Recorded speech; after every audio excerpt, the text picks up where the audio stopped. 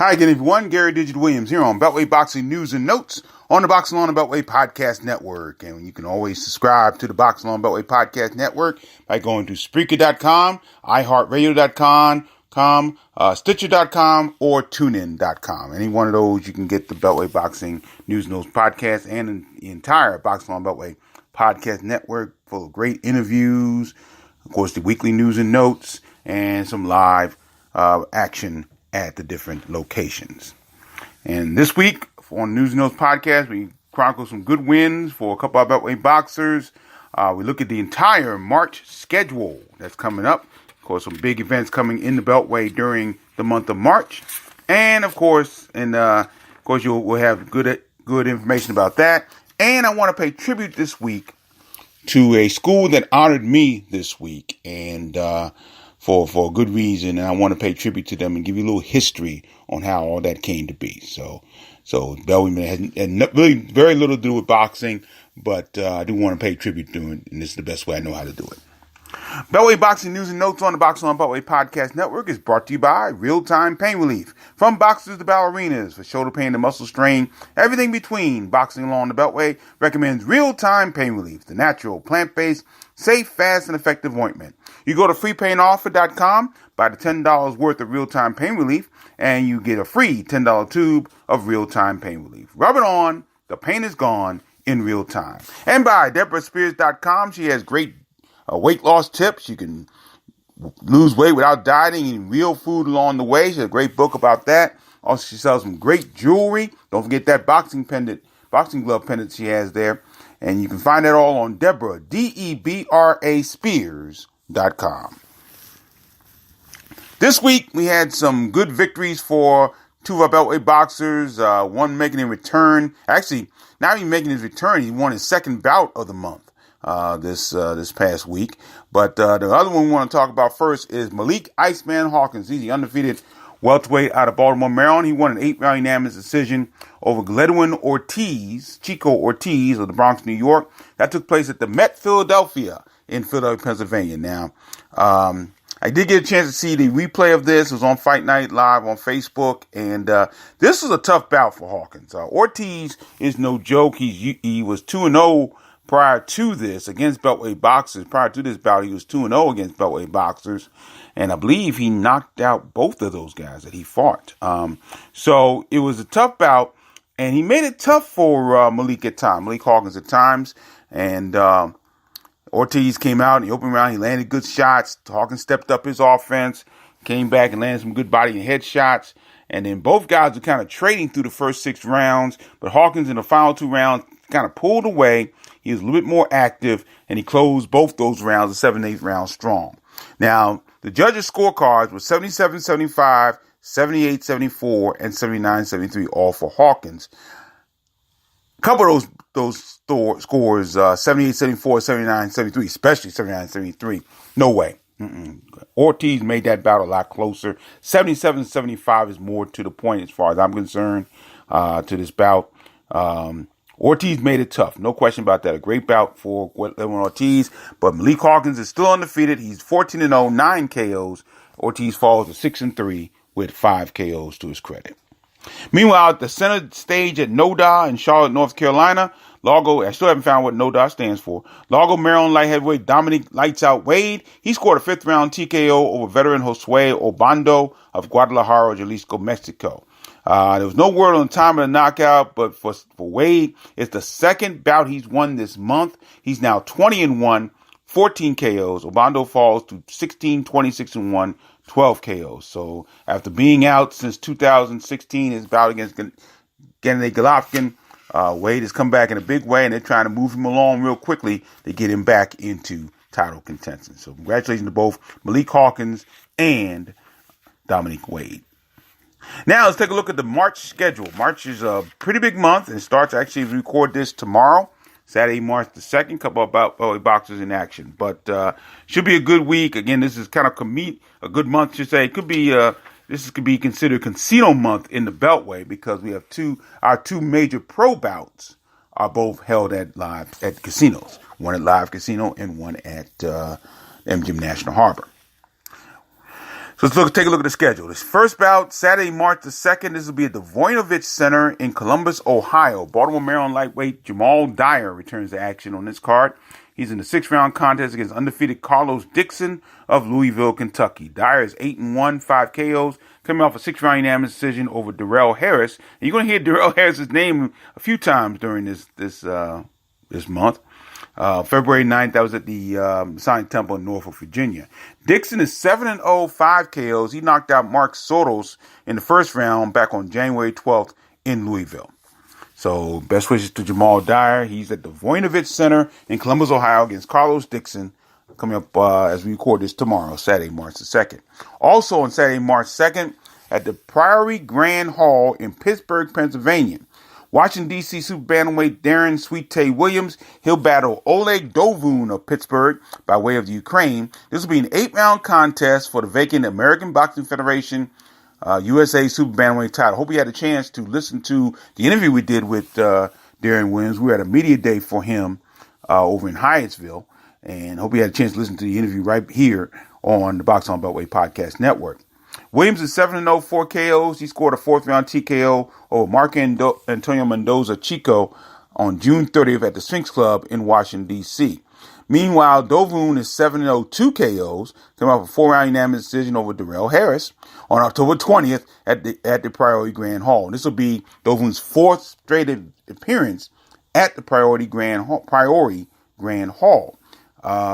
Williams is a road warrior, though. He started his career fighting in Phoenix, Arizona. So he's used to being on the road, used to being the road warrior, so to speak. So this should be interesting against Dovun. Both these guys are undefeated. Both these guys have never gone 8 rounds before.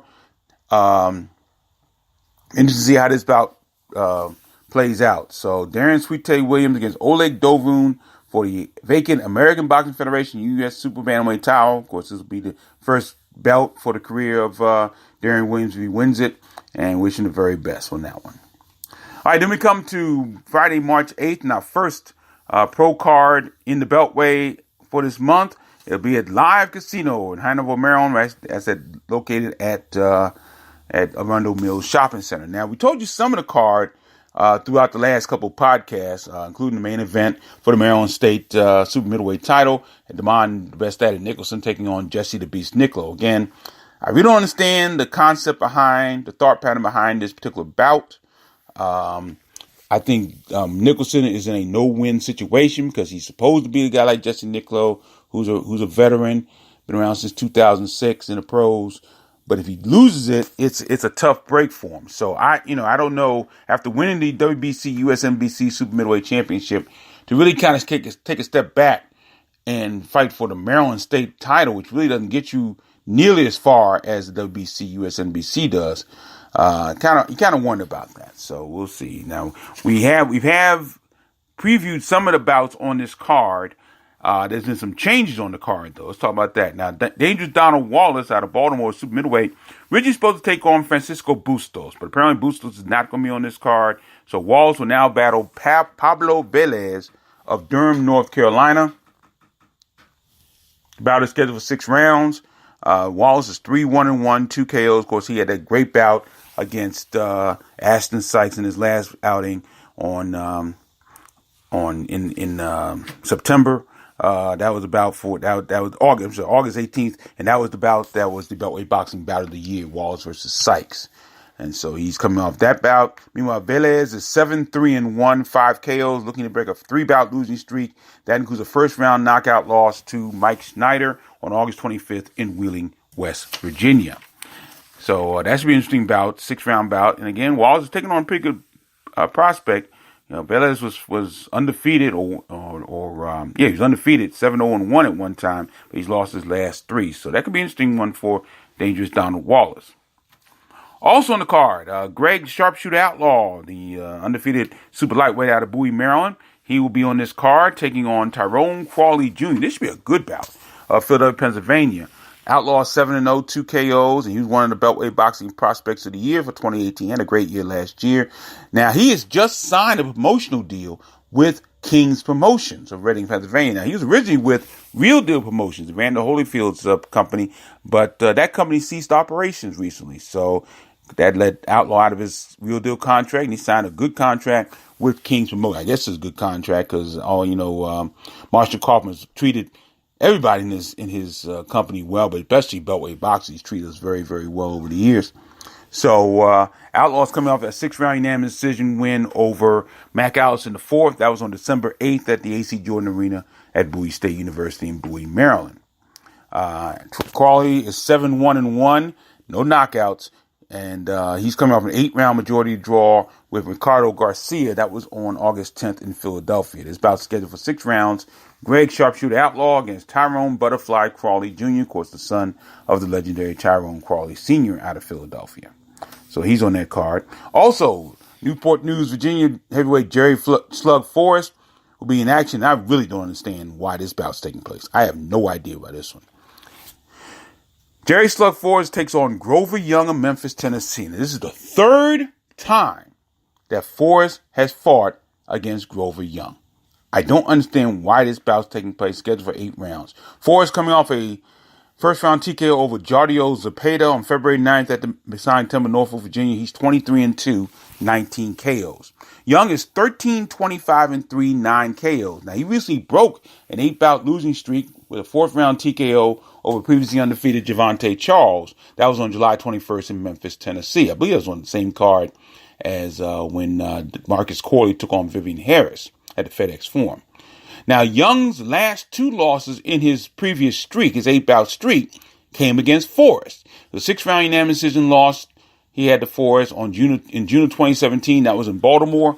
And then a first-round disqualification loss in Norfolk on August of 2017. So I don't understand. I can see if Young had beaten Forrest one of the 2 bouts and it was even up going into this 3rd bout, then you have the rubber match. That makes sense. This makes no sense whatsoever. I don't understand why Jerry Forrest is taking this bout. But be as it may, that's it. The rest of the results you can read on my blog, boxonbeltway.blogspot.com. So make sure you do that. And we might do a broadcast of that card. My good buddies over at WBGR Radio, they're streaming broadcast. They may do the broadcast, and Juan Marshall and I will have the call on WBGR Sports. That may happen. If not, we will do a live broadcast here on the Box on Beltway Podcast Network. So we're not exactly sure where we're going to be on that situation, but we will be there covering it one way or the other. So that's Friday, March 8th at Live Casino in Hanover, Maryland. Also on Friday, March 8th, and this will be at the Royal Albert Hall in Kensington, England. Baltimore light heavyweight Travis Severe Reeves, he'll challenge undefeated Anthony Yard for the Yards WBO Intercontinental Light Heavyweight title. We talked about this last week. Reeves is 17-3-2, 7 KOs. This bout was scheduled to take place last Saturday. And Yard is 17-0, 16 KOs. So that'll be coming up. Yard will defend his WBO Intercontinental Light Heavyweight title for the 5th time against Travis Reeves. We'll see what happens now. They're already talking about Yard going for a world championship against Sergey Kovalev. So they may be overlooking Travis Reeves here. So Reeves can really upset the apple cart if he can knock off Anthony Yard on Friday, March 8th.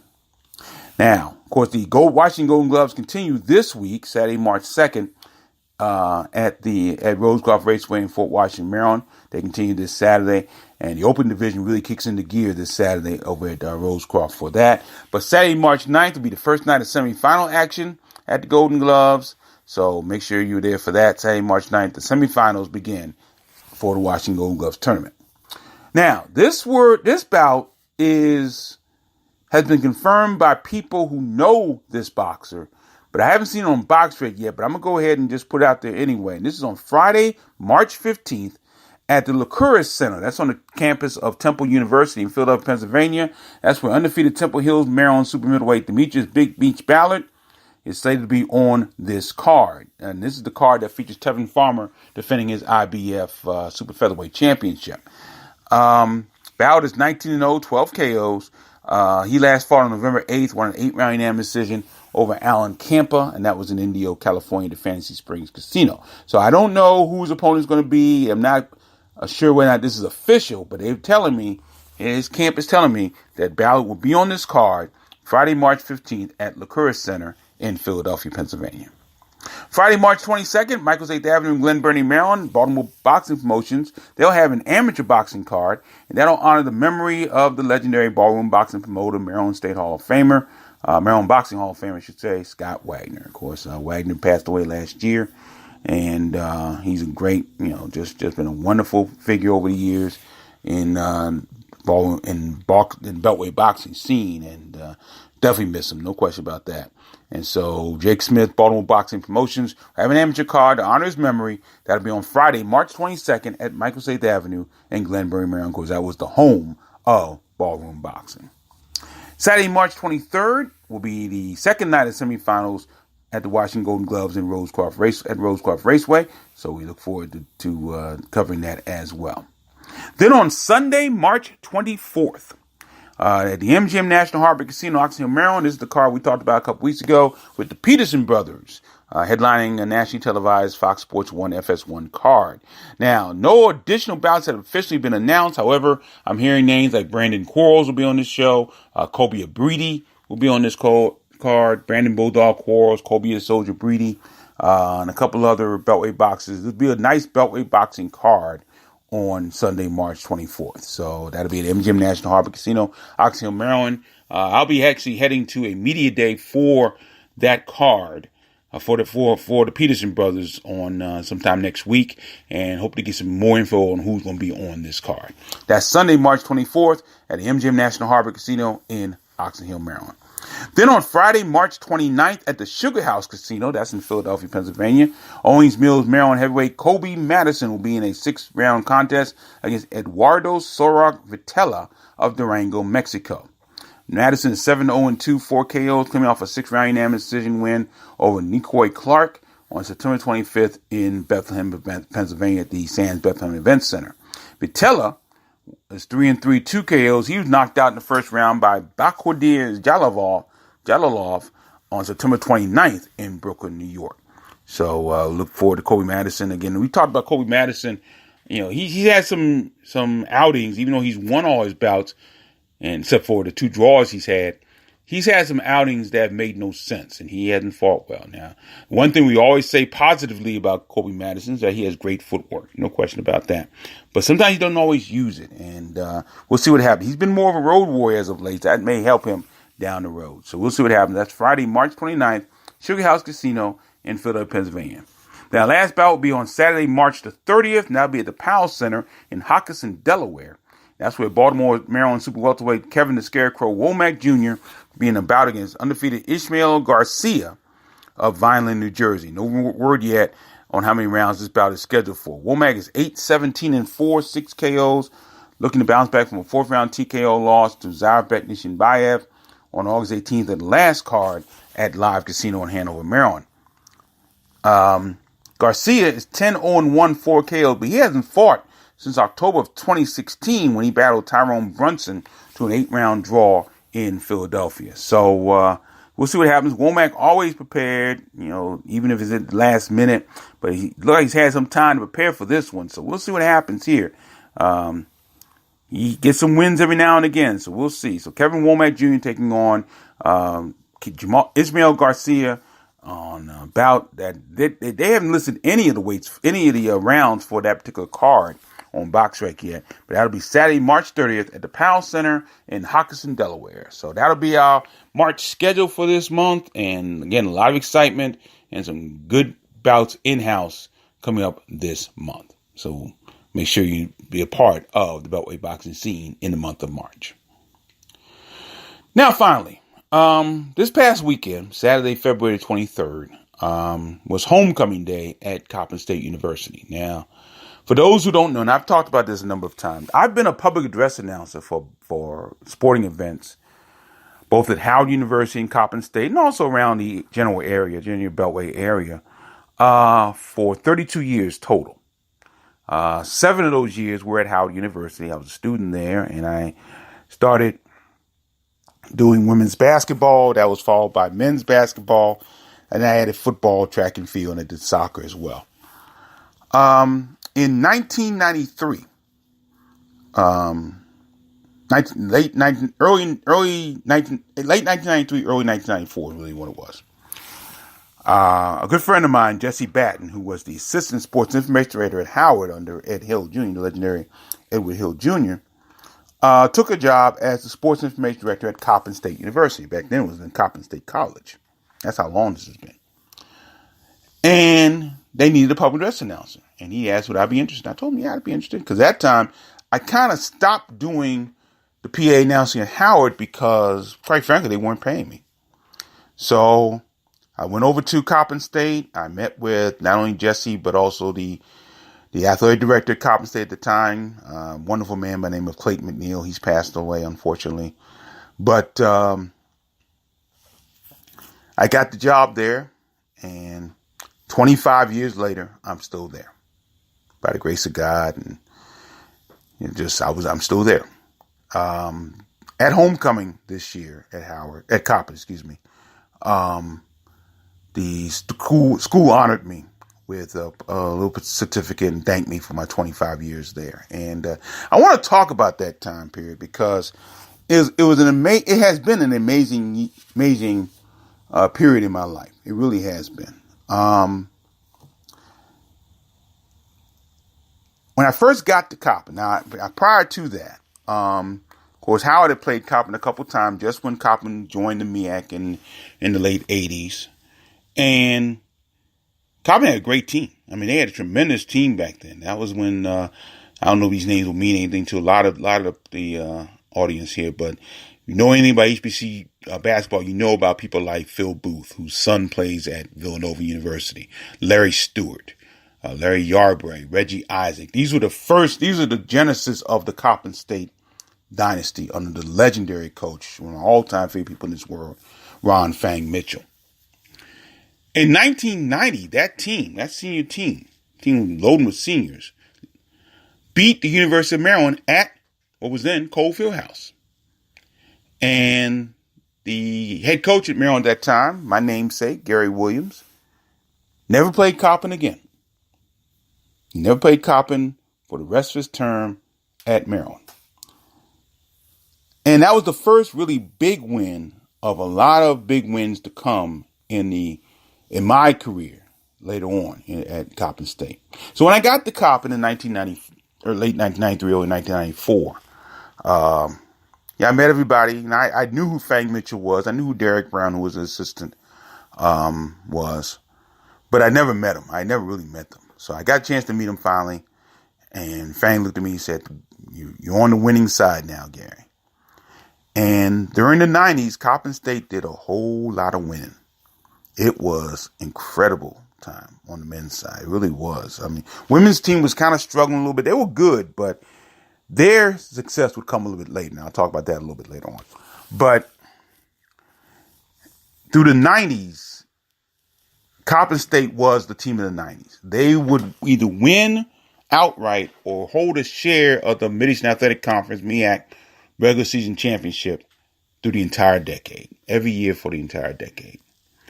Of course, the big ones, the big one, I should say, was in 1997. And that's a year that I will never forget as long as I live. It was a ball club there that truly had no fear. Other than the 1993 Howard University football Bison and the 1987 football Bison that won MEAC titles, and I was involved with both of those teams over the years. The 97 Coppin State Eagle basketball program showed no fear the entire year. They had a great team. Turquin Mott was the big center for us. Of course, the great shooter, one of the best players I ever saw play college basketball, Antoine Brockington, was big. And he and his backcourt mate, Danny Singletary, one of the greatest backcourts ever. They had great players like Reggie Welch, Gerald Seaman. They had great bench players, Kareem Lewis. Well, Kareem Lewis actually started for us. But Rafi Rivas and Julian King and Fred Warwick was a freshman that year. And he turned out to be a very great player at Coppin State over the years. But the team had no fear. They didn't care who they played. They were gonna give a good outing for themselves. That was their goal. And, of course, to win. But I'm saying to really get a good outing. The one game that sticks out during that particular year was a game we played at the Coppin Center, which was the predecessor to the current arena we have now, the physical education complex. They played Duquesne University. Now, Duquesne, for those who don't know, is out of the Atlantic 10. And they're not a great team, and really had never been a great team in the Atlantic 10.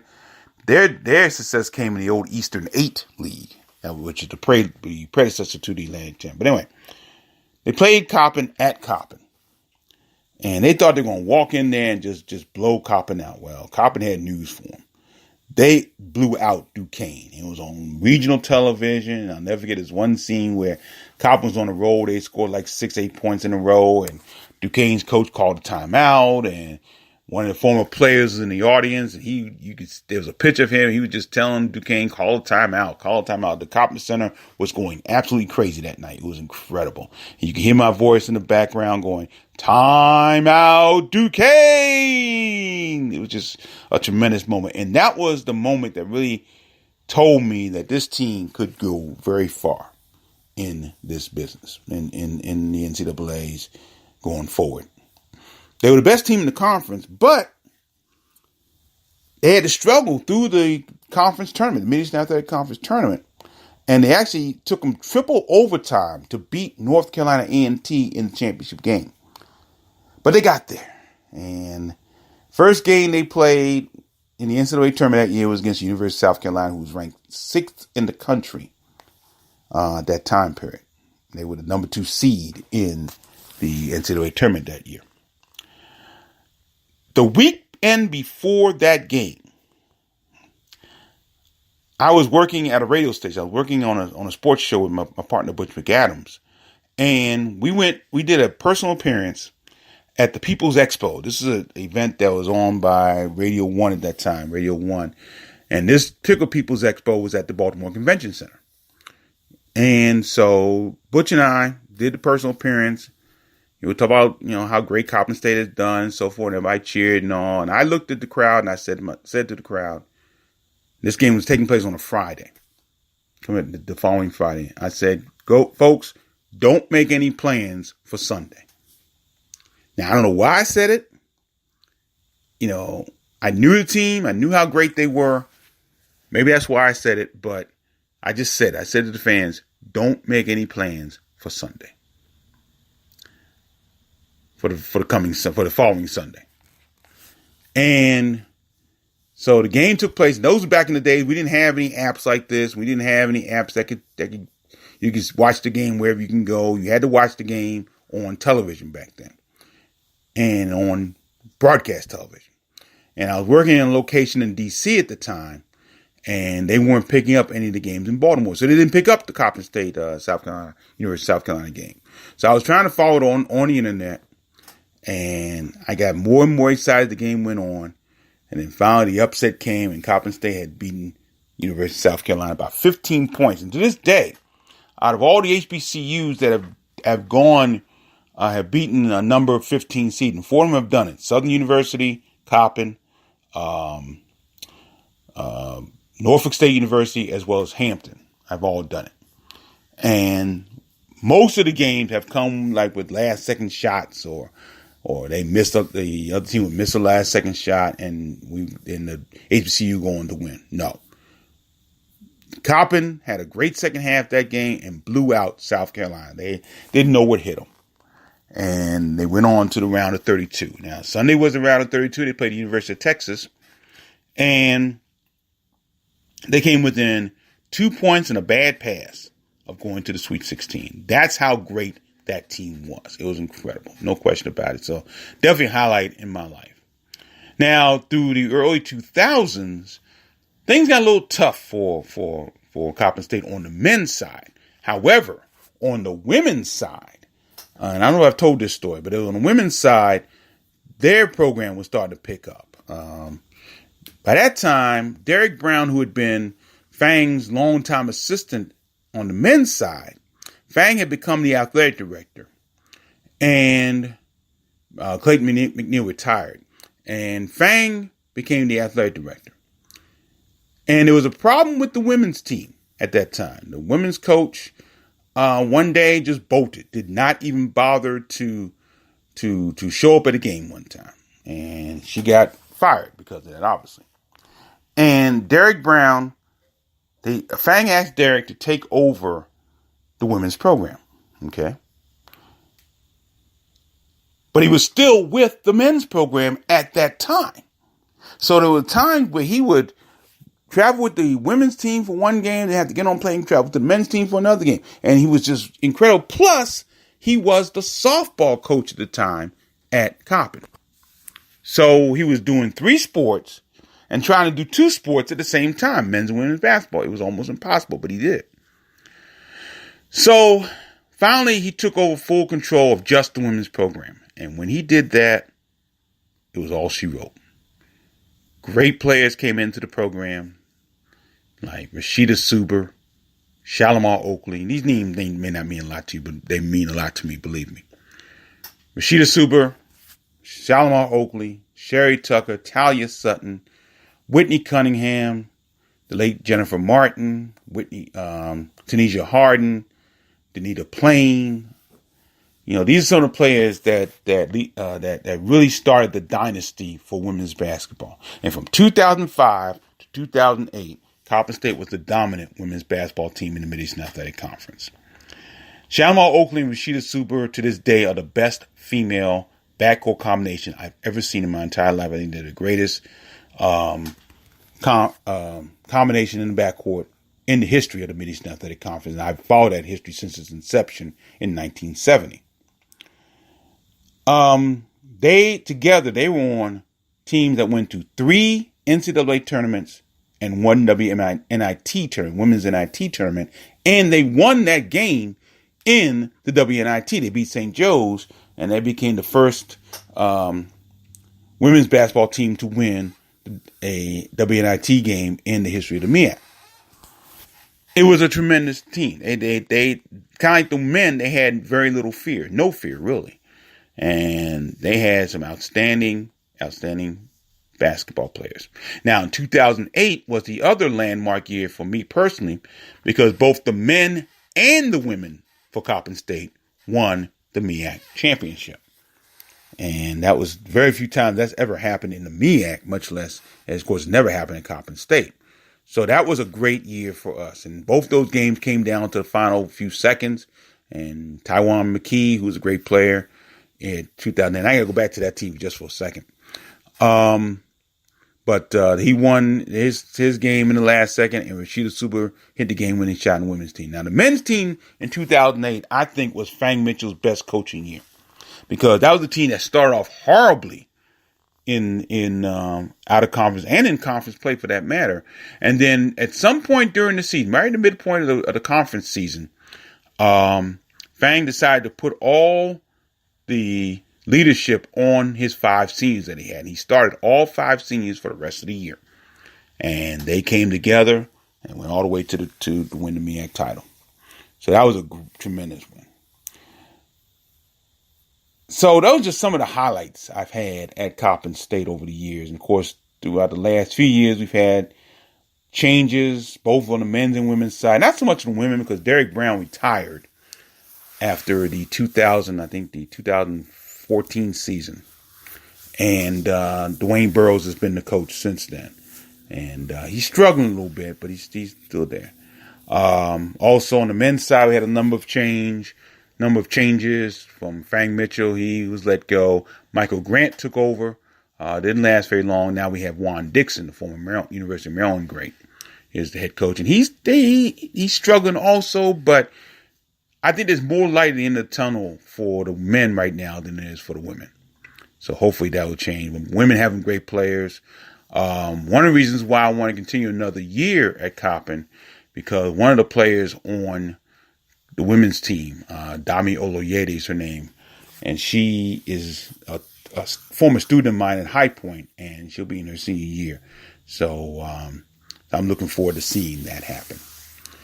Also, the place itself where we do the games is tremendous. The physical education complex, one of the greatest facilities I've ever been in my entire life. It's one of the best facilities in the conference by far.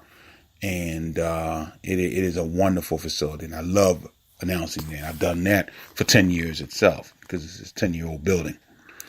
I expanded my announcing this year to include volleyball, both for Coppin and for Howard, as a matter of fact. But that was a lot of fun as well. Right now, I have no plans on giving it up.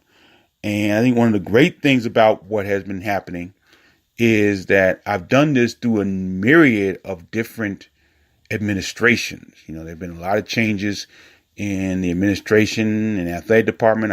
We've had a number of athletic directors since I've been there. Number of sports information directors, number of coaches, of course. But through all that, I'm blessed to still be there and to have them have me there, which has been tremendous. It really is. It's been a wonderful time. Coppin's a great place. It really is. They have a great family atmosphere. It's a smaller school than some of the other HBCUs. So it's a really good family atmosphere that I thought we had lost for a little while, but we got it back. And, you know, everybody treats you like family. And you know, I work with a great table, you know, with the 30-second operator and the clock operator and the scorekeeper. They're all in the stat person. We all work in sync, and it's wonderful. They're great people.